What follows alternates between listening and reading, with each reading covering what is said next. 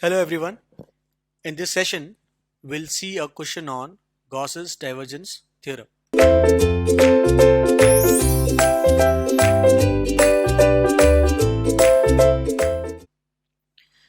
So let's see. There's a question which says evaluate the surface integral of f for f with xyz given as x minus y and z square minus 1, where S is the boundary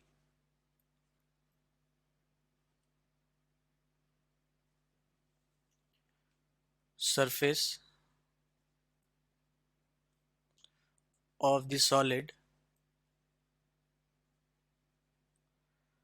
D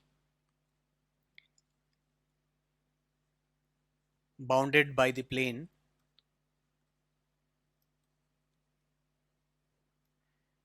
z equal to 0, z equal to 1 and cylinder x square plus y square equal to 1. So let's try to understand what is the volume or what is the surface here. Let's try to understand the surface, then try to understand the body, and then try to do the Gauss's divergence theorem to find this surface integral. It says the surface is the boundary surface of the solid bounded by z equal to 0, z equal to 1 and the cylinder x square plus y square equal to 1. So let's say this is x and y and z, and let's say this is x square plus y square plus 1.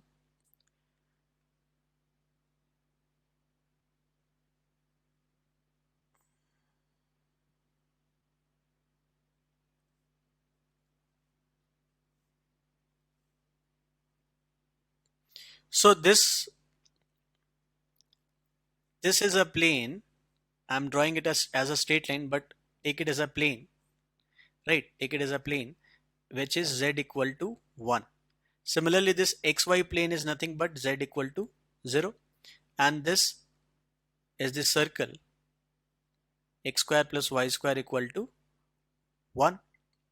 So we can say that using these two planes and this circle x square plus y square equal to 1, we can form a cylinder like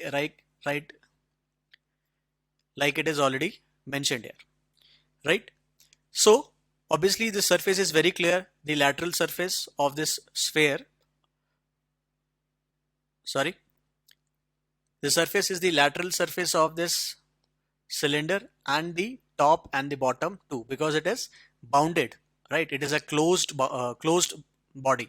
So in that case, we need to take the top and bottom also, apart from this lateral surface. So what we can do is, now that the body is clear, obviously they are talking about this body as a cylinder. So let's start with finding the divergence of f, which is also given as, so this is df1 by dx plus df2 by dy plus df3 by dz. Now we can see that this is f1, this is f2 and this is f3. f1, f2 and f3, these are the elements. So df1 by dx is dx by x, which is 1. df2 by dy is d of minus y by dy, which is minus 1, and df3 by dz is d of z square minus 1 by dz, which is plus 2z. So this is nothing but 2z. So this is the divergence. Now that surface integral can be given as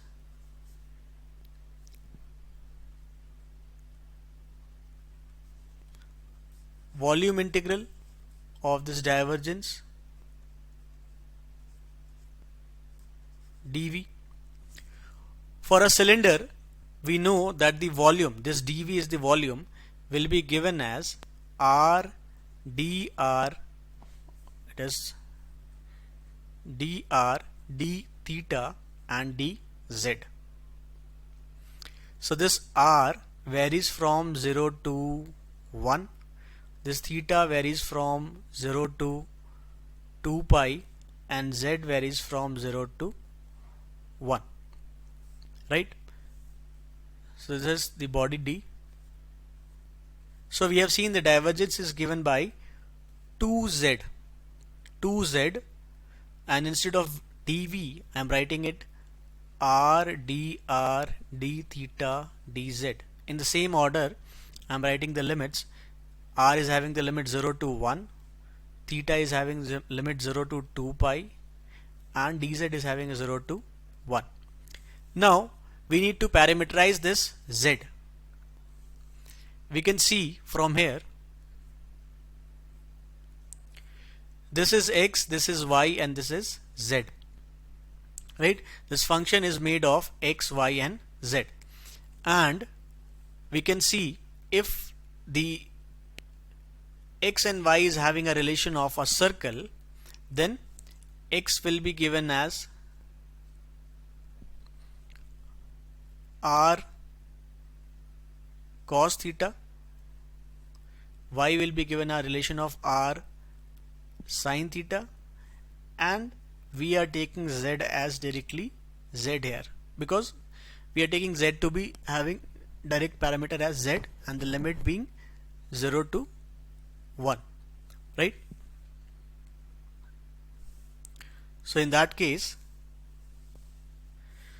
now we can integrate this. Now that we can see that these three elements are independent, right? We can easily see that these three elements are independent. If we want, we can find this interval in, we can integrate in both the sense, like we can start with r, then d theta, then dz. So this 2r will have an integration of r square with the limit 0 to 1, right? With that we have z d theta dz 0 to 2 pi and 0 to 1.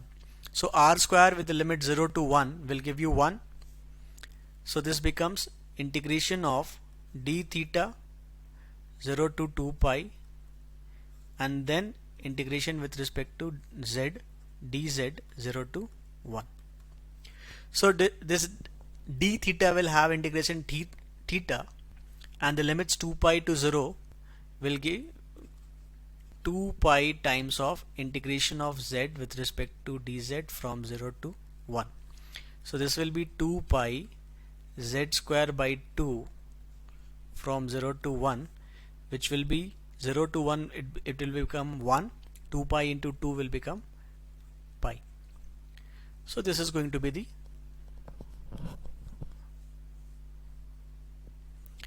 so the answer is going to be pi. Now that I was saying that these intervals are independent, we could have done the integration separately also. Let's do that also.